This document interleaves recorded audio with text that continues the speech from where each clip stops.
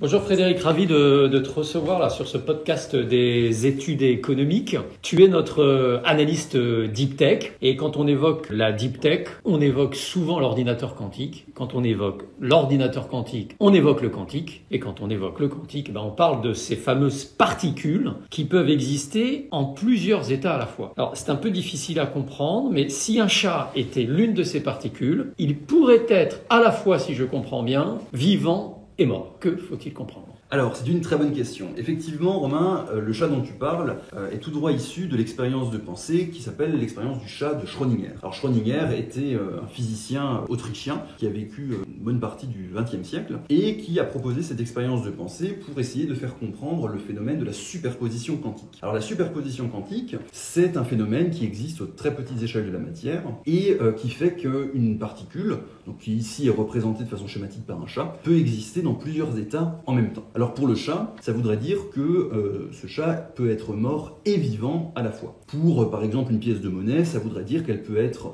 pile et face en même temps. Et puis, pour des particules quantiques, comme par exemple des atomes, des électrons ou bien des photons, alors là, les états sont des choses un petit peu plus compliquées, comme par exemple les spins, mais en tout cas, si ces spins ont deux états possibles, eh bien, la particule peut être dans les deux états en même temps. Oui, mais dans notre vie de tous les jours, dans notre vie réelle, on a du mal à se le représenter, ça. Et oui, et en fait, c'est un phénomène, c'est quelque chose qui va nous poursuivre tout le long de notre discussion sur la physique quantique, c'est que les phénomènes qui existent à ces toutes petites échelles sont impossibles à s'imaginer pour un esprit humain, simplement parce qu'on ne les connaît pas et on ne les fréquente jamais. C'est un petit peu comme si je te demandais d'imaginer un espace à 4 dimensions. C'est pas possible. Mais finalement, c'est pas si grave et c'est quelque chose qu'il faut accepter. Et puis, les physiciens, les gens qui font de la physique quantique se débrouillent très bien avec des outils mathématiques très poussés qui leur permettent de faire de grandes découvertes. Au cœur du réacteur de l'ordinateur quantique, on trouve ces fameuses particules quantiques. On parle de qubits. Et alors, il y a plusieurs questions qui me viennent. Alors, je te les livre à la volée là. Mais qui sont ces qubits exactement ?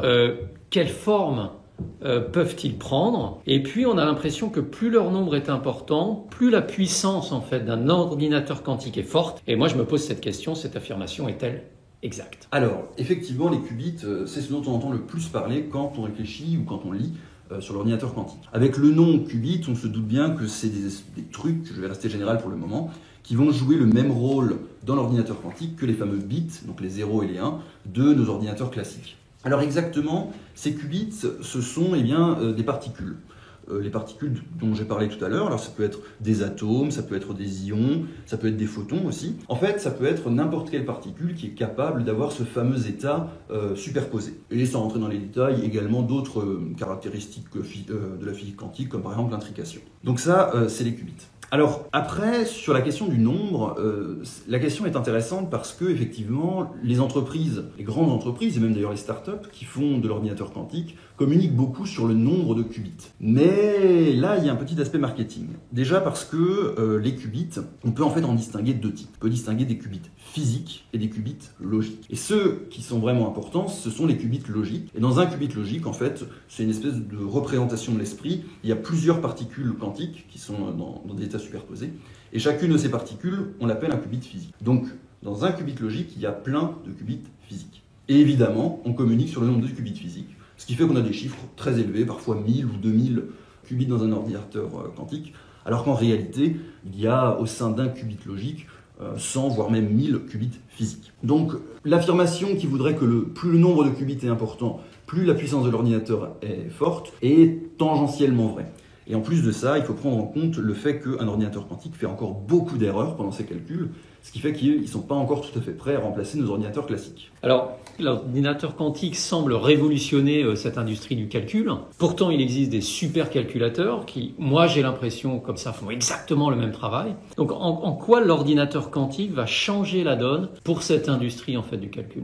En fait, c'est vrai qu'il y a aujourd'hui des supercalculateurs qui sont capables de faire un grand nombre de calculs en un instant donné, un temps donné, une seconde par exemple. Mais les ordinateurs quantiques sont capables d'en faire encore plus. Ils sont capables d'en faire encore plus justement à cause de ce fameux phénomène de superposition. Là où un ordinateur classique, et y compris un superordinateur, serait obligé, par exemple, pour faire un calcul qui couvrirait plein de possibilités, de faire chaque calcul l'un après l'autre, très rapidement certes, mais l'un après l'autre quand même, un ordinateur quantique serait capable de faire tous ces calculs au même moment, au même instant, vraiment en même temps. Et donc c'est là que l'ordinateur quantique tire toute sa puissance. C'est justement cette capacité à faire énormément de calculs au même instant. Mais qu'est-ce qu'il va faire exactement en fait quelle mission l'ordinateur quantique va nous proposer alors? Alors, pour les applications ou pour les missions de l'ordinateur quantique, on en distingue pour le moment en gros 4 grands groupes, qui sont encore des groupes en évolution, puisqu'évidemment la technologie n'est pas tout à fait au point. Mais alors, l'application qui va être la plus rapidement bouleversée par l'arrivée de l'ordinateur quantique, c'est la cryptographie. C'est la cryptographie parce que un chiffrement qui est très utilisé actuellement sur Internet, qui s'appelle le chiffrement RSA, repose toujours sur l'hypothèse qu'il est très difficile, si je te donne un grand nombre, de trouver 2 nombres premiers qui multipliés l'un par l'autre donneront ce nombre. Avec l'ordinateur quantique, cette hypothèse ne tient plus et ça va devenir relativement facile de faire ce qu'on appelle la décomposition en facteurs premiers, un nom un peu pompeux pour dire qu'on trouve les 2 nombres premiers qui multipliés l'un par l'autre donnent un nombre.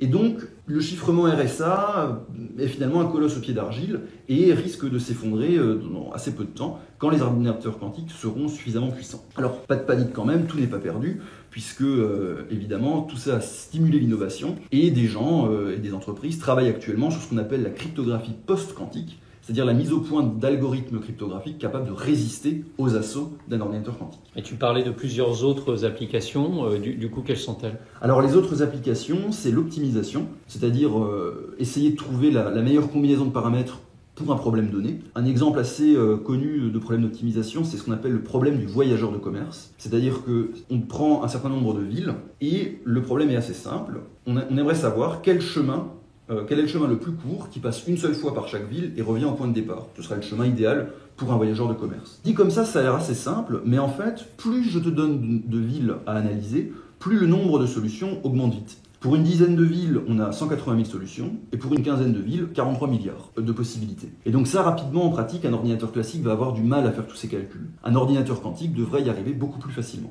Donc voilà pour l'optimisation. Troisième groupe, la simulation. Et là, en particulier, la simulation de ce qu'on appelle les systèmes quantiques, mais en fait, la simulation de molécules et d'atomes, qui ouvre la voie à, par exemple, la découverte de nouveaux catalyseurs pour l'industrie chimique, ou encore la simulation des interactions entre une molécule et sa cible, par exemple, dans le cadre de la pharmaceutique. Donc là, en simulation, il y a beaucoup de portes qui sont ouvertes. Ces applications datent pas d'aujourd'hui, ça, Frédéric. Elles sont plus anciennes. Plus anciennes. Oui, elles sont plus anciennes.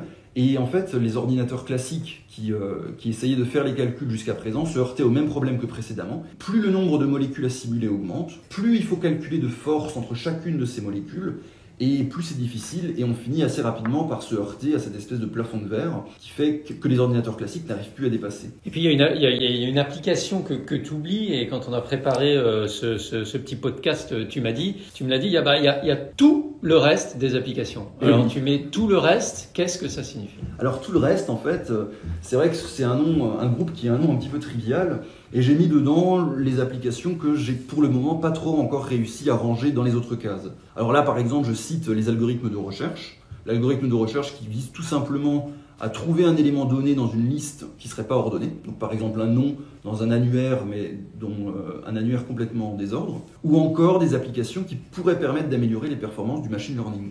D'accord, donc là tu nous amènes vers l'intelligence artificielle, donc ça promet de très très très belles choses. Mais quand tu étais à Vivatech, tu as pu voir un ordinateur quantique. Et quand tu m'as montré les photos, je me suis rendu compte que celui-ci était très très différent de celui qui est représenté habituellement dans la presse, une sorte de grosse machine avec des tubes partout. Donc je me pose donc cette question, à quoi ressemble un ordinateur quantique au final? Romain, la réponse est finalement un petit peu décevante peut-être. Parce que c'est vrai que dans la presse, on voit beaucoup de photos de l'ordinateur quantique d'IBM. Et alors, c'est vrai que c'est une esthétique qui est très travaillée, avec une espèce de monolithe noir dans une grande vitrine sombre, et c'est très mystérieux. En réalité, ce que j'ai vu à Vivatech, ce sont 2 ordinateurs quantiques. Celui de Candela, qui est une espèce de rack qui fait à peu près la taille d'un adulte, peut-être 50 cm de large, et qui était branché d'ailleurs, à la grande fierté du dirigeant de Candela, sur une prise de courant classique. Et puis un petit peu plus grand, chez Pascal, un ordinateur qui ressemble un petit peu à un super ordinateur en fait. Il doit faire quelque chose comme 3 mètres 3 mètres de large et 2 mètres de haut, comme un gros rack, et qui n'est donc pas aussi enthousiasmant ou aussi esthétique en tout cas que ce que nous propose IBM. Merci Frédéric, j'étais ravi d'avoir cette conversation avec toi autour de l'ordinateur quantique. Et puis on se retrouvera pour un prochain podcast autour des deep tech. Avec plaisir.